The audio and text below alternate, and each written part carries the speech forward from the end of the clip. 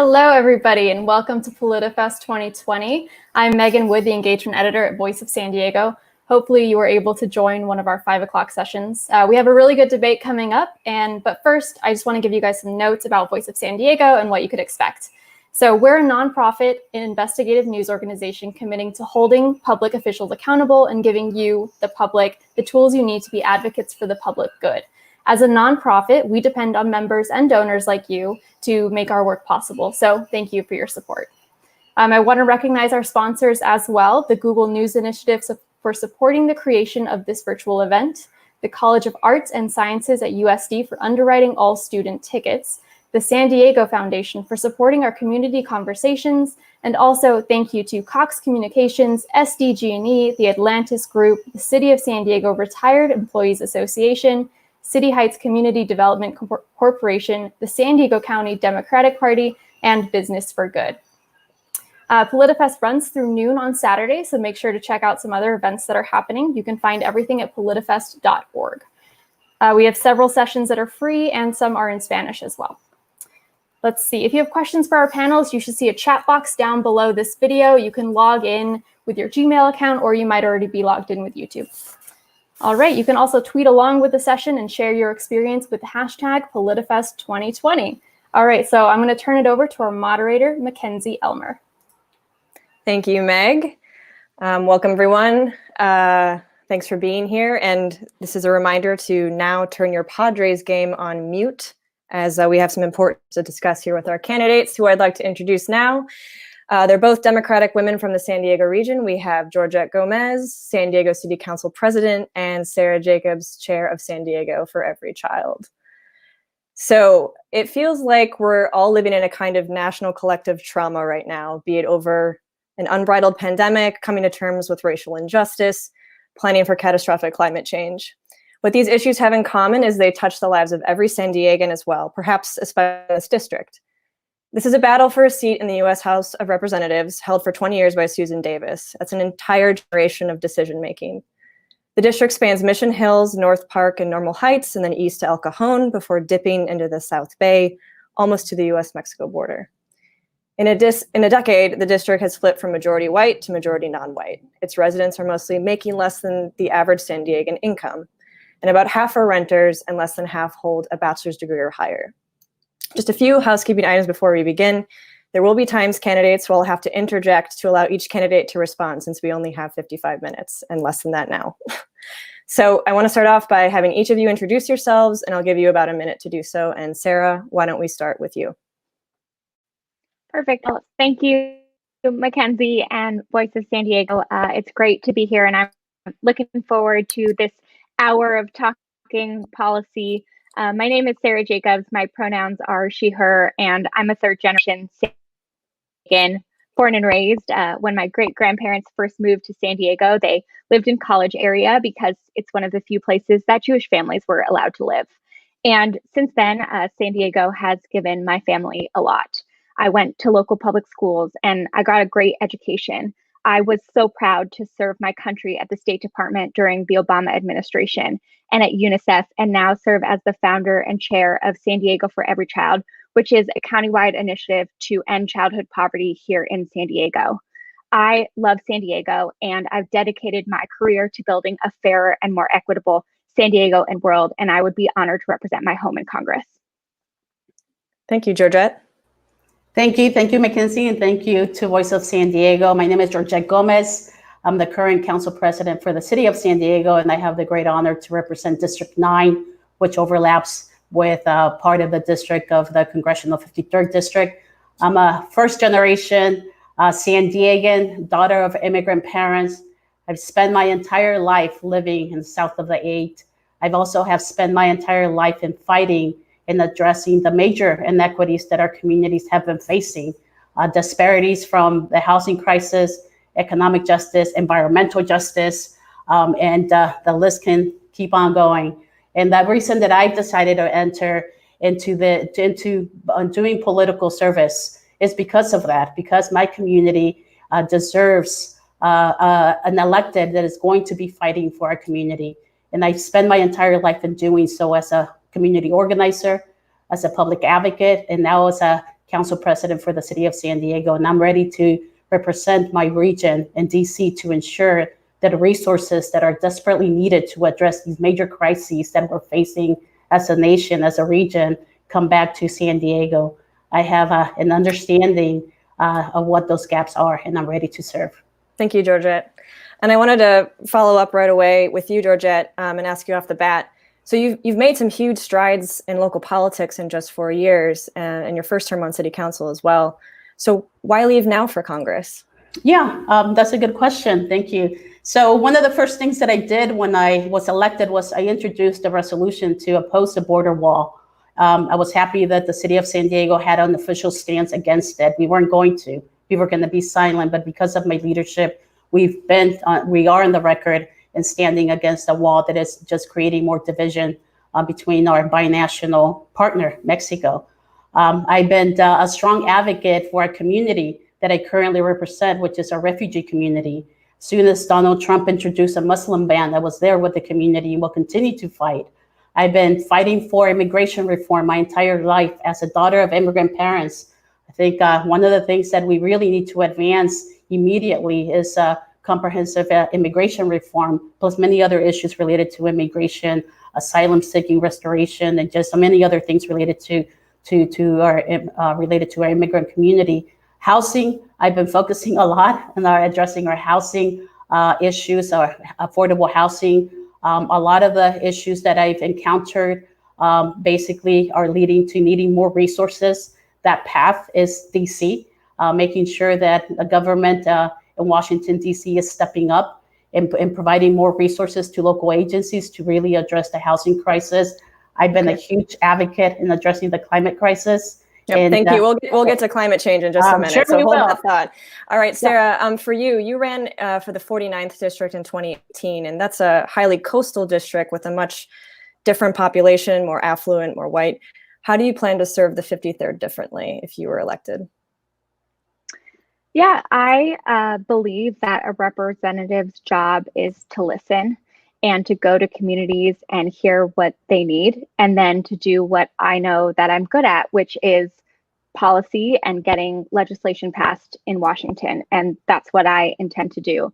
And, you know, honestly, even when I was working more up north, I met with community leaders from across the county because the issues that we're working on in Congress are not bound by congressional districts. They're issues that affect everyone. And if we really want to get equity right, and if we really want to make sure that we have equity infused in every single policy that we do, then we have to be listening to all communities. And that's really what I intend to do. And look, when Susan Davis announced her retirement, many community leaders reached out to me. And I felt like it was important that I run because our region is losing 20 years of Susan Davis's seniority. And even before the current public health and economic crisis that we find ourselves in, I knew that the next Congress was going to be making generation-changing legislation. And I felt like it was really important that we had a representative who had the kind of experience that I have, working in the federal government at the State Department during the Obama administration, working as a policy advisor to Secretary Clinton, who could really hit the ground running on day one and make sure that our region gets what we need when those incredibly important decisions are being made.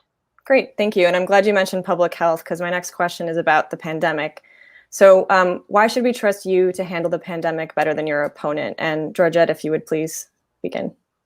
Yeah, I mean, right now I actually been leading on the pandemic locally. I work very closely with our mayor. I work very closely with the county, even with our state electeds, and even with our current delegation in DC, making sure that the folks that are leading in DC are injecting the needs that our community needs. I led in introducing, I actually authored the eviction moratorium. We were one of the first cities to move forward in protecting the renters, protecting our business community for not losing just because they weren't creating an income. Soon after, we created a rental relief program.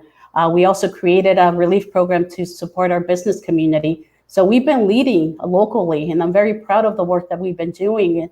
But more importantly, we need to ensure that our congressional members that are moving forward to ensure that there's another relief, to ensure that we are protecting our renters, are most vulnerable, that are currently right now have lost their jobs, have lost their health insurance because of it. So this is the time that we can elect someone that has the experience and truly working with all members of our decision-making body, and making sure that those decisions are reflective of the needs on the ground. And I have that experience, and I will continue to do so.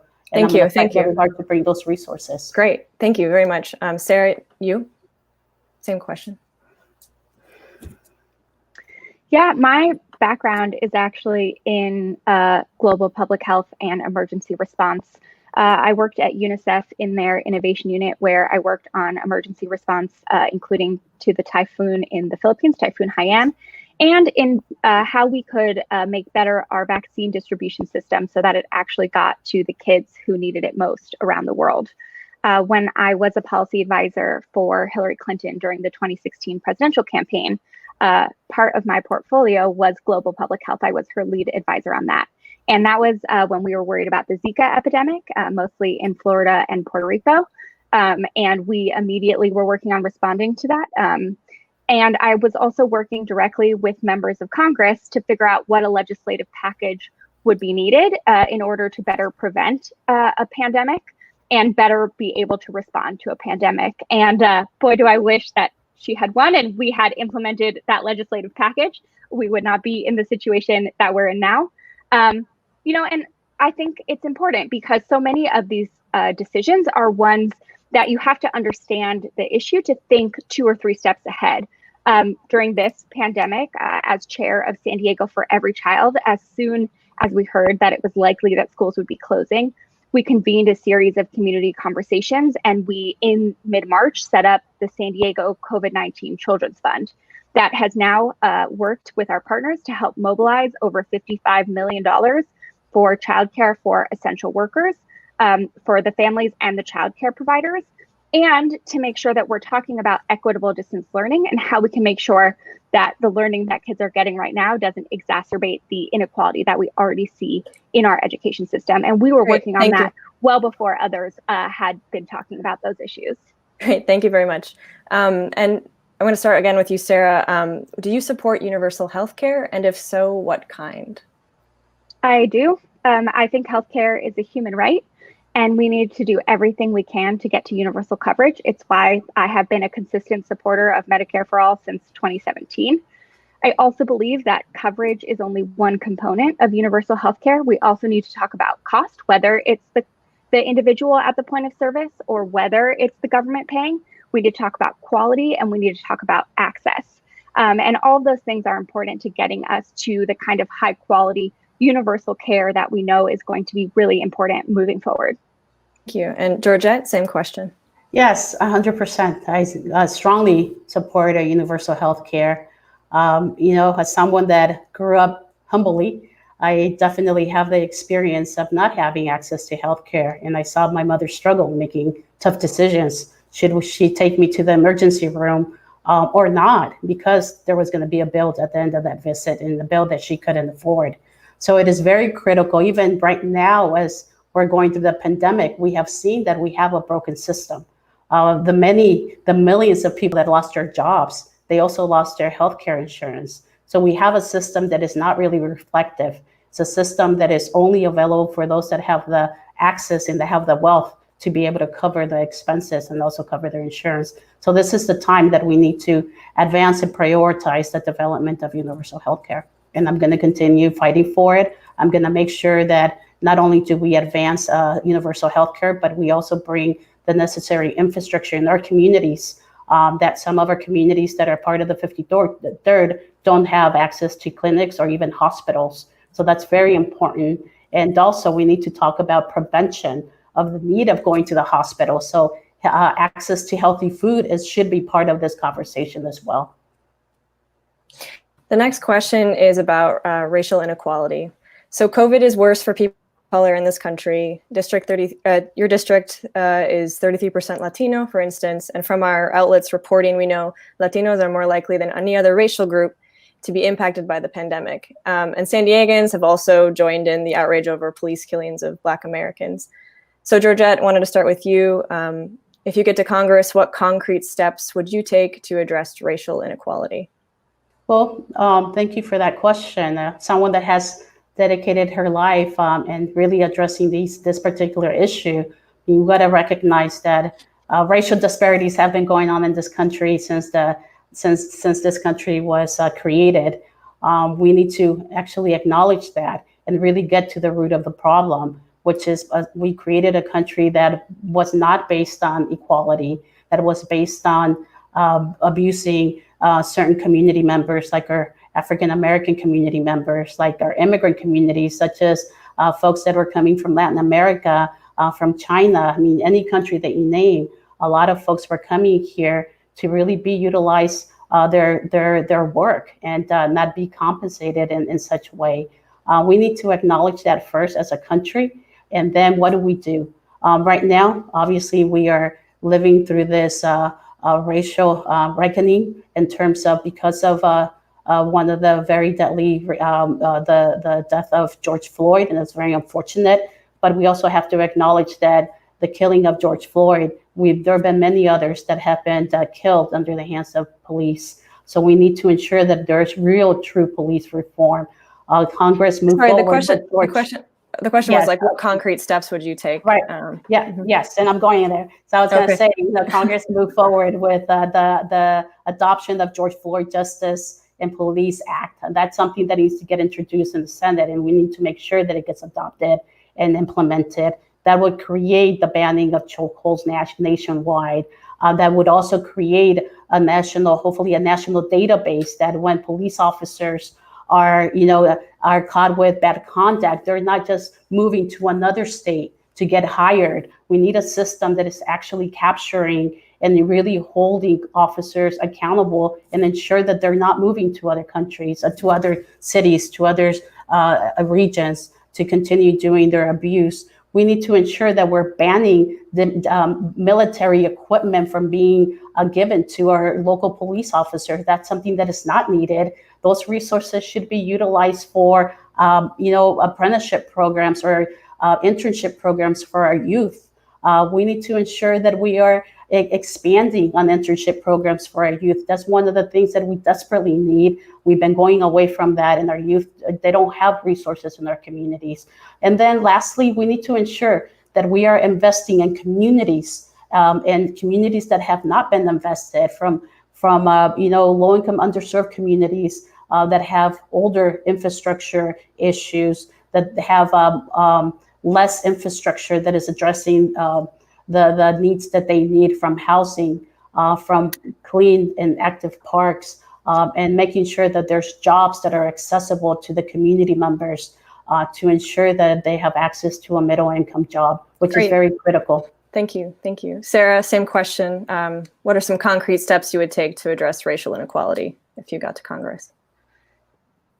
Yeah, this is obviously a very important issue, and I've been so proud and impressed with all of the, in particular, young people who have really taken to the streets and not let our leaders settle for the way things have always been done, and who are really pushing us to have the national reckoning that is long overdue.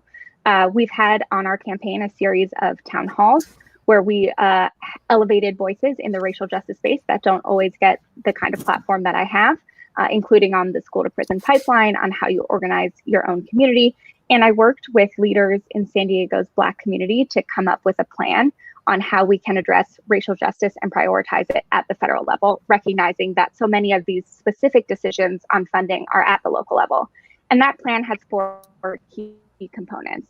So there is a component of making policing better. We know that's really important. We have to make sure that we have national standards on use of force, on training, as Georgette mentioned, on a national database. We also need to make sure that we are making it easier in the criminal code to hold bad officers accountable. But we also have to recognize that policing happens within the broader context of racial injustice. And so my plan calls for a truth and reconciliation process. In my experience working in post-conflict states around the world, you can never really move forward if you haven't reckoned and addressed your past. And we also need to recognize the racial wealth gap. And so I support HR 40, the Commission to Study Reparations. I support specific programs for formerly redlined communities like HUD grants for down payments and low or no interest loans. And I'm really excited by a proposal by Senator Cory Booker, the American Opportunity Accounts Act, that creates a savings account for every kid born in the United States that they can access when they turn 18, that they can use to buy a home, to start a business, to pay for a home, to pay for education. And then we know that the funding needs to also go to investing in our communities, like making sure we have separate homeless outreach programs in the federal government. That means expanding the McKinney-Vento grants that we give to local governments, changing the rules around substance abuse, making sure that San Diego is getting the federal government funding that we need to be able to invest in these communities so that it isn't just the police who are the ones addressing all of these problems. Okay, thank you very much. And I did see someone commented in the chat, and I want you guys to know that I'm going to leave about 10 minutes for questions from the audience. So we'll get to those at the end. So fire away, and we'll collect those for the end. The next question is climate change.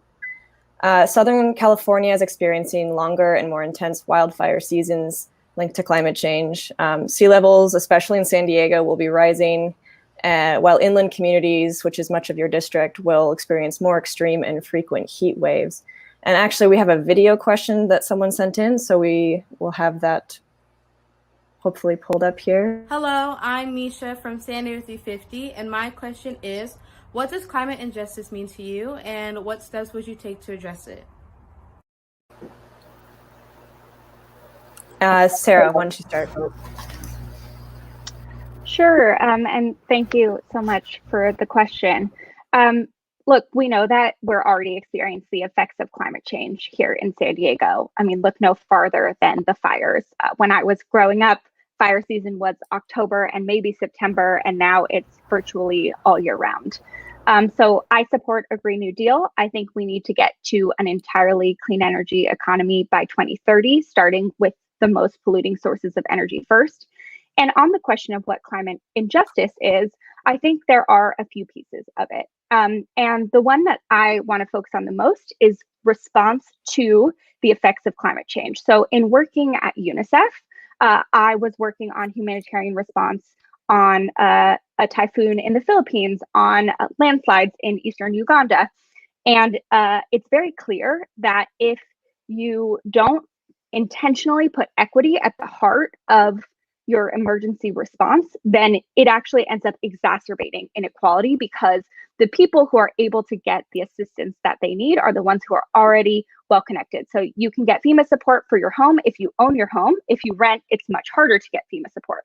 So working to modernize the way we do our emergency response here in the United States so that we are making it as equitable as possible. We also know that, here in San Diego, that there are already schools.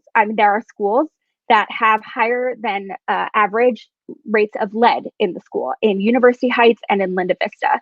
And we know that low-income communities are disproportionately exposed to unsafe levels of lead, and that has a material impact on the effect of their ability to learn moving forward. One of the things I think is a positive benefit of the pandemic that we're in is that in order to prevent the spread of COVID, we're putting in these new filters in schools. Well, those filters will also make sure that the clean air in the schools is better. And we've seen in a couple of studies that actually just putting that filter in the school will make it. Oh, we seem to have lost Sarah a little bit there. We're back. I think you're back. You can take a couple more seconds if you'd like to finish that thought. Oh, sorry. I'm not exactly sure. You're fine. We lost you for a second. Where I dropped off, but we have schools. Schools and lead and filters. But maybe we'll just go to Georgette, and then if you have... We have schools. Sorry, go ahead, Sarah. You're Great. Good now.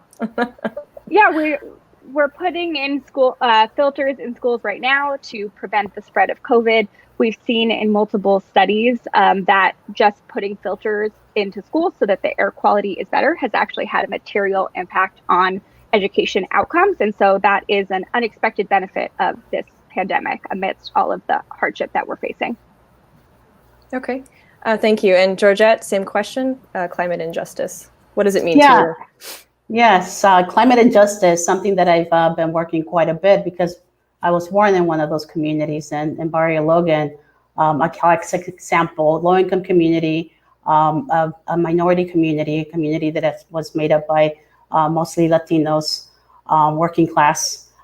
Government decided to zone that community that allowed industrial uses that literally led to having the high pollution, high particulate matter being concentrated in communities like that. So in the movement of environmental justice basically is defined by you give somebody your zip code and they will determine how long one is gonna live. And that's based on racial inequalities that this nation has created.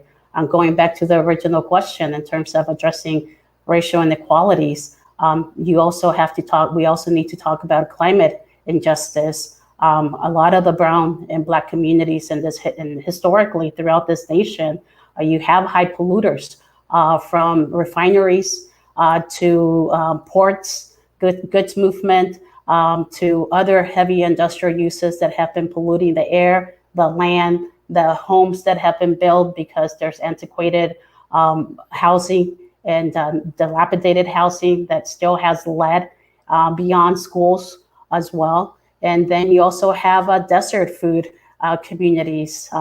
So what does it mean to me? It means that, fighting for something that I've dedicated my life, I'm strongly believing that every community, it doesn't matter your race or your income or your religion, everybody has the right to live in a healthy, thriving place, work in a place that is healthy and be able to play in a healthy, livable place. And that's what environmental justice or environmental injustice could be if you flip it the other way around.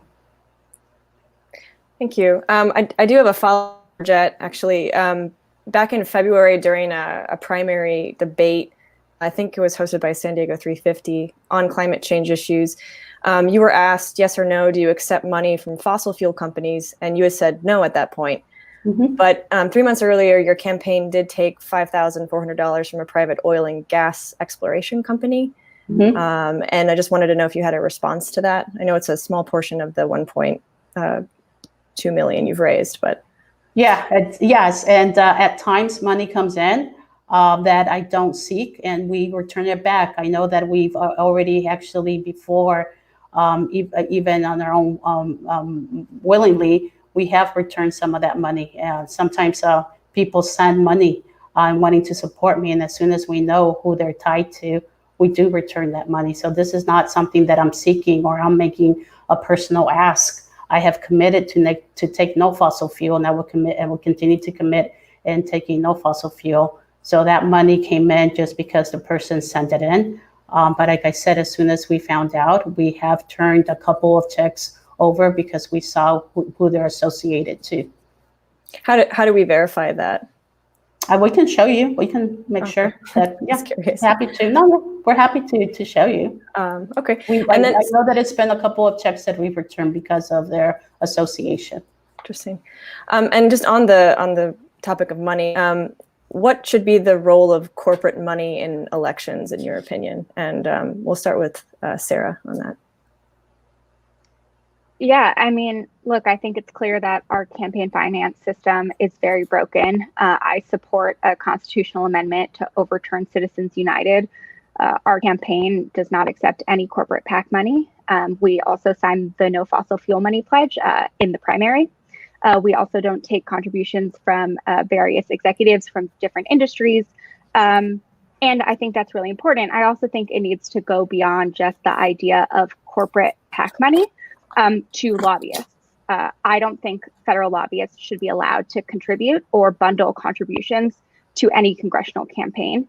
I think we need to expand the definition of what lobbying is so that more people have to register as a lobbyist and that every gift that a lobbyist ever gives has to be disclosed at every level of government, from the federal government to the state and the local level. And I think we need to ban members of Congress from becoming lobbyists after they leave Congress, because we know that's also a way that you have a perverse incentive structure for our members of Congress. A follow-up on that as well, Sarah. There's been a lot of talk in local news about your family's background. Jacob's name is everywhere. And the 1.5 million that your grandparents donated to your campaign was made possible because of Citizens United, a case that followed later, Speech Now versus the FEE. So I just wondered if you had a thought on that, like how should it be reformed? I mean, your campaign wouldn't have that money if Citizens United and these subsequent cases had passed. Yeah, just to clarify, there was no contribution to my campaign. It's an independent expenditure group that me and my campaign are not allowed to coordinate with. And look, I think it's clear our system is very broken. I benefited from outside spending. My opponent in the primary benefited from multiple super PACs spending on her behalf. I think that there's a lot that we need to do to fix the system. I was very glad to see that this past Congress, the first bill that they passed, HR 1, was campaign finance reform, included how you could make sure that small dollars mattered more, getting to a place where we could have publicly financed elections. I think that's really important in order to fix our democracy. Thank you. And Georgette, that same question about role of corporate money in elections, if you want to comment. Yeah, for sure. Aside from taking the pledge of not taking fossil fuel money, I also have taken a pledge to not take any corporate PAC money. I'm a strong believer, more than ever, of campaign finance reform. And I would take it even further, adding to what Sarah, my opponent, has stated. I support everything that she has stated in terms of overturning Citizens United. I would also expand in terms of self-funding. I would limit how much one can give to personal campaigning. I think it's very, very crucial that as electeds, we earn the resources that are being brought, that they should be limited, and they should be limited in terms of who should be giving to campaigns. I agree, lobbyists and many others need to be not allowed to give. I'm a strong believer in public finance reform elections. I've introduced, actually, I was trying to do that for the local government. We didn't get the support from my colleagues, but it should be something that should be nationwide. Thank you. Thank you. MacKenzie, can I just answer that really quickly? Sure. Look, I'm really grateful for everything that San Diego has given to my family. And I am grateful that as a result, I'm able to communicate directly with voters. Truthfully, I'd rather be able to do that than to have to sell my soul and change my policy positions to special interests to get their funding. And I think it's important to talk about what that funding goes to. We pay all of our staff a living wage. In fact, during the pandemic, we increased their salaries. We have a paid internship program so that anyone who wants experience working in politics is able to get it. We intentionally opened offices across the district, including in communities that told us that they didn't feel like they had gotten the representation and the attention from their federal representatives that they felt like they deserved. And so, yeah, I think it's important that campaigns pay their staff well and pay their interns well. And during the pandemic, we stopped fundraising from March to June because we didn't feel like it was right to ask people for money then. And I'm not going to apologize for paying my staff well for some arbitrary notion of what the right way to fund a campaign is. Did you have any other follow-up comment? I don't think there was a specific accusation there, but Georgette, did you want to say anything else? No, I still strongly believe that we should limit on self-funding. Okay. I pay my staff is paid as well a pretty good salary, and I'm committed in doing so. And I've been, fundraising every single dollar. So like I said earlier, 40% of your constituency are renters, and housing costs continue to swell even during COVID, and especially in this region. So what would you do in Congress to create more affordable housing? Georgette, would you like to start? Yeah, I mean, we need to start by making sure that HUD has enough resources to be to support the increase of allocating more vouchers. One of the problems that we currently have is, even right now within the city of San Diego, as an example, we have a waiting list of over, folks have to wait about 10 years to get support to be able to pay their rent. Right now under, Biden, who's seeking to be the next president, has a plan that would guarantee a voucher for those that qualify. That's really critical, and it's something that I'm a strong supporter of.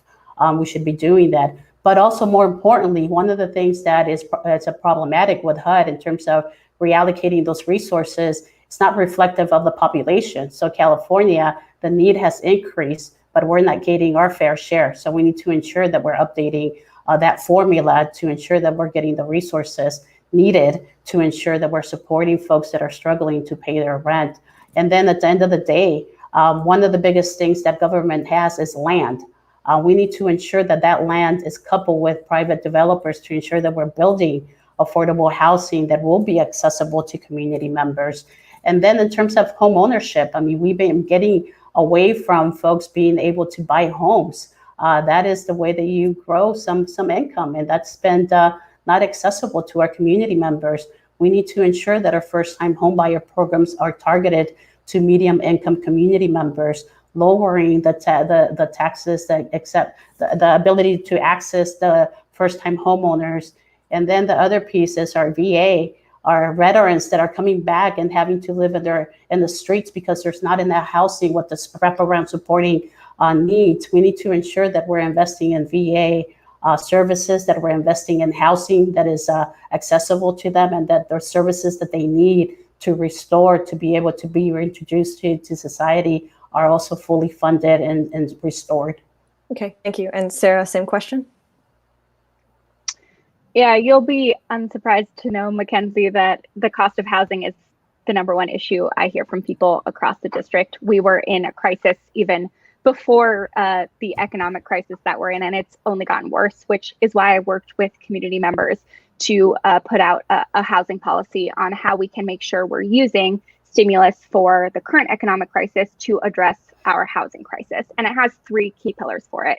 So the first is emergency assistance. So I think we need $100 billion in emergency rental assistance, $75 billion in emergency relief for homeowners, and 750,000 emergency housing vouchers.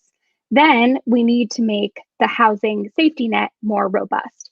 I support universal housing vouchers. I've actually been talking about it for 3 years now, so I'm glad that Vice President Biden has included it in his housing plan. I think that it will be really important. I also think we need a refundable tax credit so that any family who pays more than 30% of their income on rent gets assistance through the tax code. And then most importantly, we need to build more housing that's affordable. And to do that, I think the federal government should fund a housing trust fund and a capital magnet fund. We need to fix the low-income housing tax credit that was gutted in the 2017 Republican tax bill. I think we need to bring back the neighborhood stabilization program that we had in 2009 during the Great Recession that allows the federal government to help fund to keep the low-income and affordable housing that is already existing. And my big proposal that I'm really excited about is to create a new Works Public Administration that the federal government will fund out-of-work people to help build housing that's affordable, not to displace existing union jobs, but just to add to our capacity to really address this crisis and catalyze the kind of building that we need right now while we're putting people back to work. You mentioned a lot of billions. Can you just briefly tell me where that money is supposed to come from, you think? Yeah, to be honest, I think given our current economic crisis, that we should not be worrying about the deficit. When your economy is this bad, you actually need to do deficit spending. But overall, I think we need to make sure that we repeal the Republican tax bill that increased our deficit without doing anything, in my opinion, to grow our economy. I think corporations need to pay more in taxes. I think the wealthy need to pay more in taxes. I think me and my family need to be taxed more. And we need to close loopholes and make our tax code simpler so that everyone can get the same kind of fairness in the tax code, even if you can't afford a fancy lawyer. Okay, thanks. And then speaking of deficits, and in generations of young Americans are saddled with, I think the limit is 1.5 trillion in student debt right now. So what specifically would you do about that if you get elected into Congress? Sorry, Sarah, go ahead. Yeah, look, I'm a millennial. I'm part of the generation that holds $1.5 trillion worth of student debt. Me and my cohort graduated into the Great Recession. It has had a negative impact on so many of my friends, and I've seen so many of them struggle to be able to get their career on track after those first few years of a so-called once in a generation economic crisis that we're currently living through another one. So I think there's a few things we need to do. I think we need to expand the public service loan forgiveness program, expand the eligibility for it so that we're incentivizing people to go into the kinds of careers that our economy needs, like teaching, like nursing, like starting small businesses, and then make it easier to apply to that program because it's actually a program that has one of the lowest uptake rate of any program for people who are eligible because it's just really burdensome to apply and you have to resubmit every year. Then I think something that doesn't get talked enough about in this space is the people who have debt but didn't finish the degree. And so they have the hardship of the debt, but without the economic benefit of the degree at the end.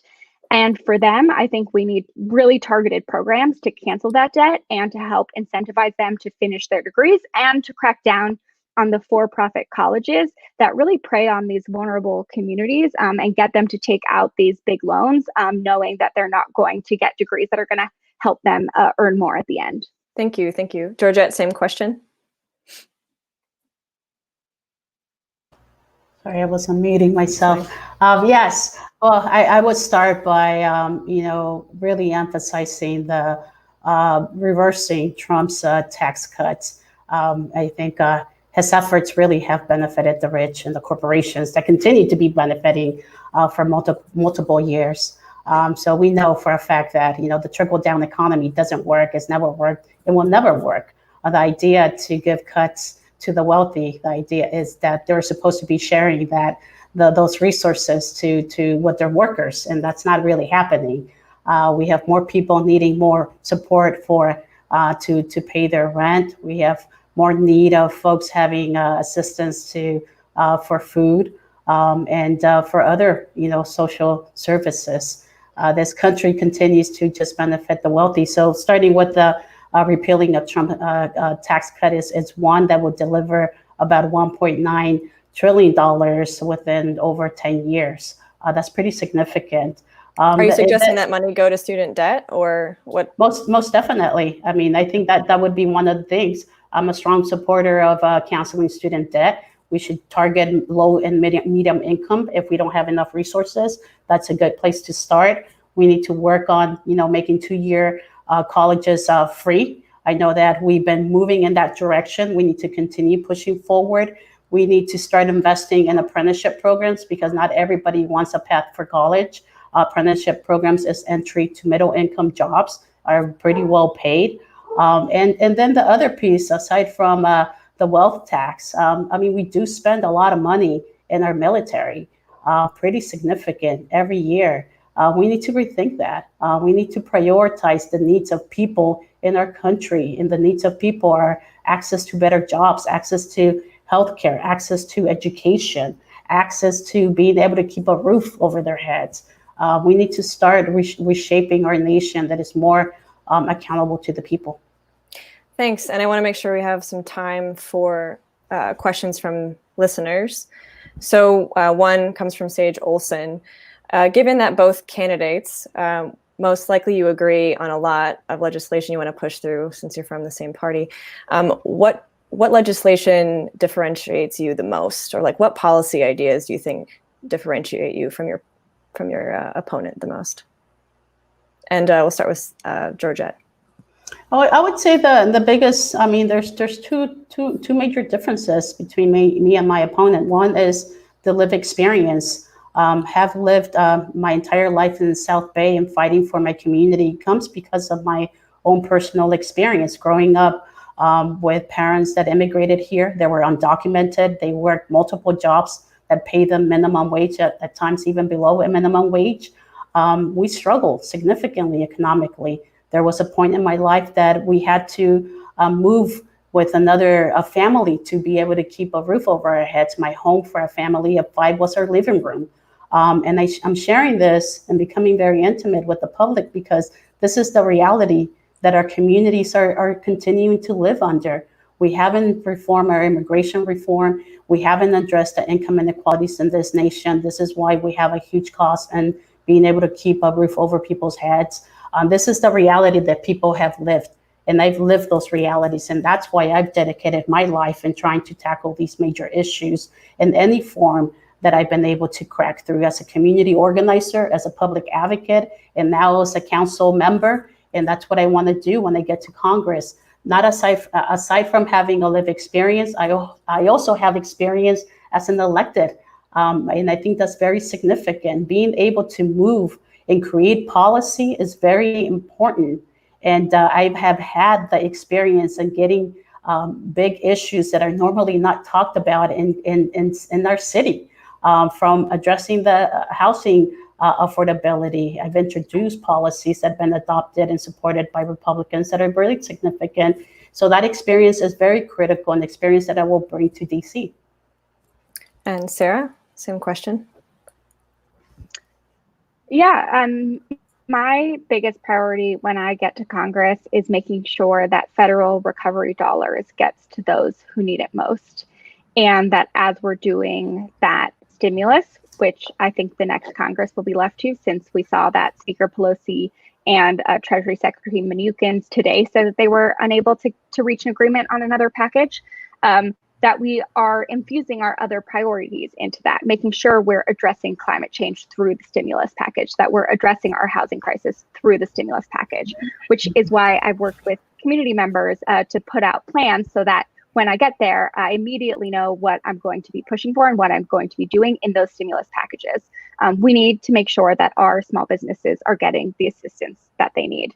My big priority is childcare. I don't think we're ever going to be able to reopen our economy until we make sure that our childcare infrastructure is in place. It's why I was proud to stand with childcare providers yesterday at a rally, making sure that they were getting what they needed from the state, and why in the Voice of San Diego, a couple months ago, I published an op-ed talking about how important fixing our childcare infrastructure is, because it's not just what we're seeing now with families really struggling with kids at home and doing distance learning, but even before this crisis, about 40% of San Diego families couldn't find childcare that they could afford that suited their needs. And that's a real burden on our families. And childcare providers tend to be women and low-income women of color. And so making sure that our childcare infrastructure is in place and that those are good paying jobs is a really important component of any equitable recovery. Our next question from Stephen Heverly. If there continues to be a Republican Senate majority, how will you get legislation passed that supports San Diego? And that's Sarah's question first.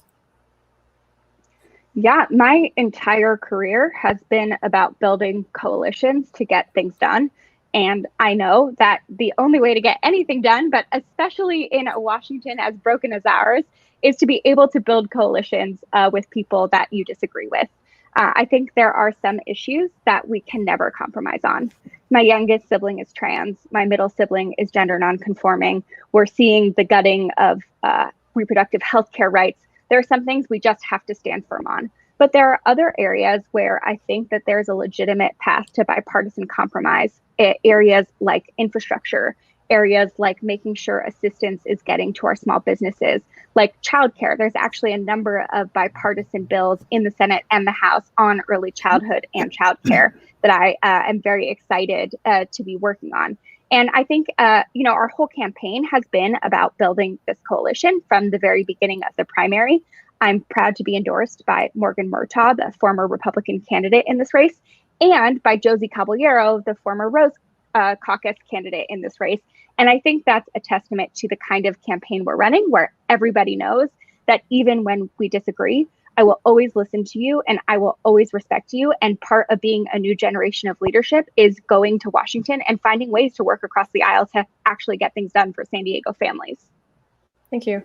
Georgette, how would you work to get legislation? Yeah. Of course, and that's a really critical question. And I've been doing that currently at City Hall. I mean, the reason that I was voted unanimously by my colleagues to be the council president, it's a reflection, a testimony of how I've engaged as an elected a strong progressive that has not wavered from those values and has focused on issues that are impacting my community, from affordable housing to advancing climate justice agenda. Next month, we're going to move forward in creating a climate equity fund for the city of San Diego. I've been moving forward and introducing and getting the buy-in by my colleagues to advance a transit first agenda regionally.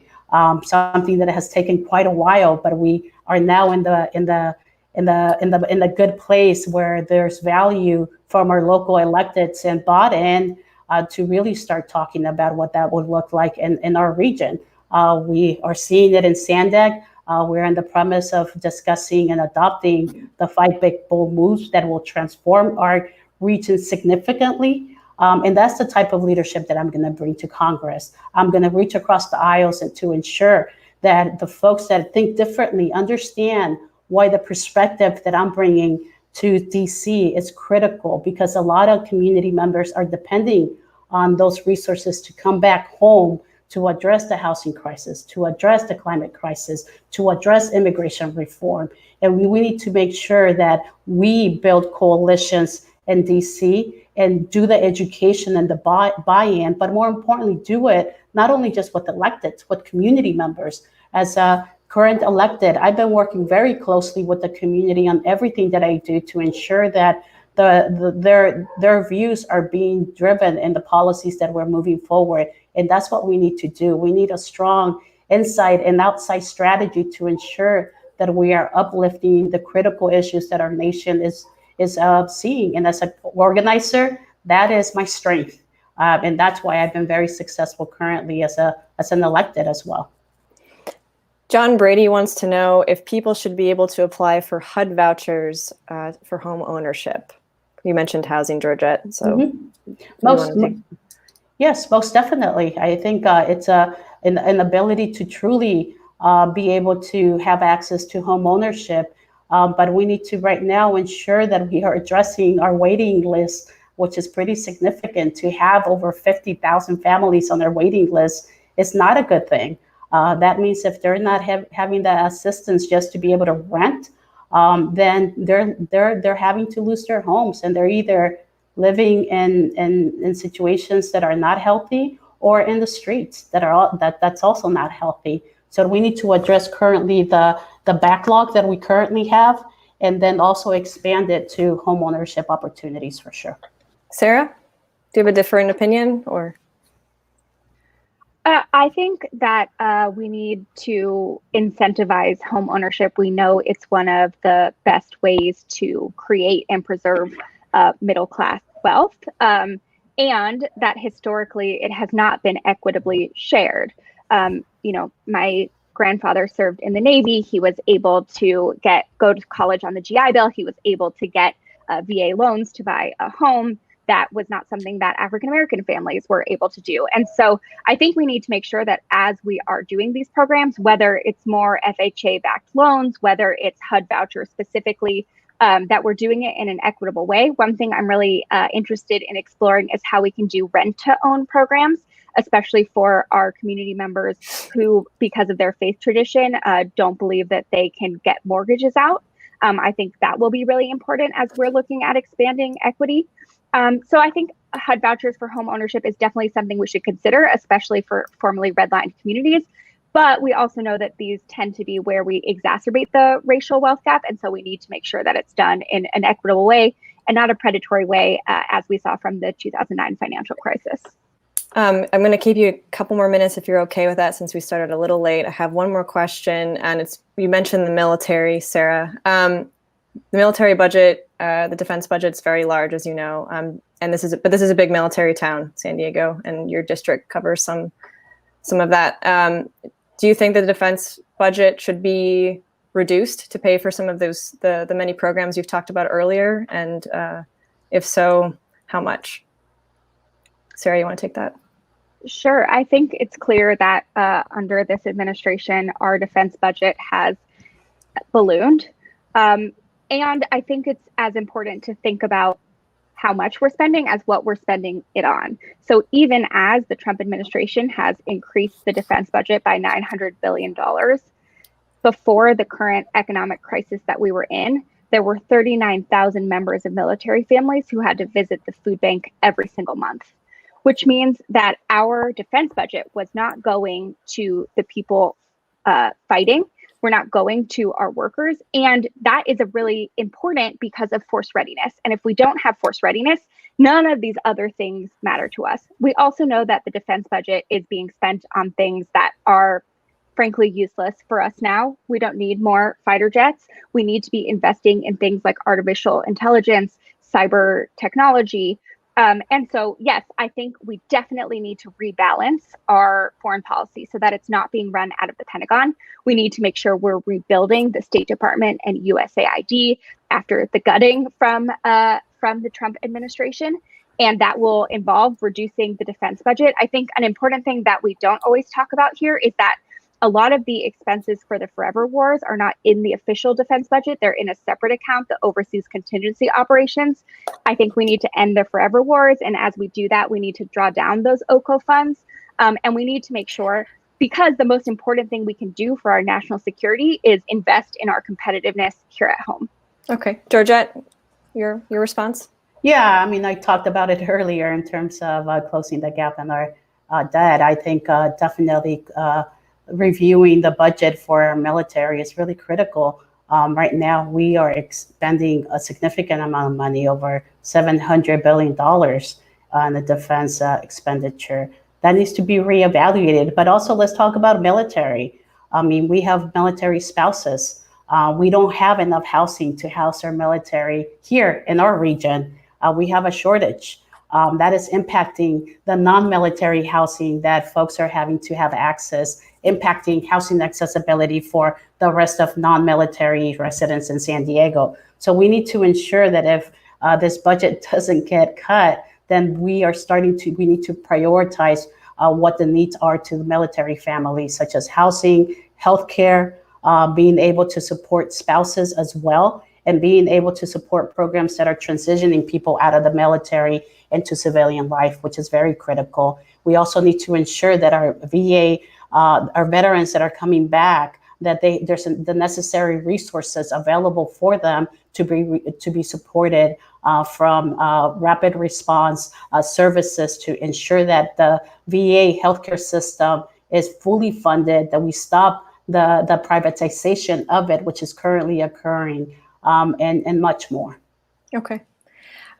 Thank you both for your time. I think I've peppered you with enough questions for an hour. So I just want to wrap it up and say thanks to everyone who was watching, and the video will be available tomorrow by noon on YouTube, and our website as well, politifest.org. So thank you very much, and have a good rest of your night, and good luck with your races. Thank you. Thank you. Thank you. Bye.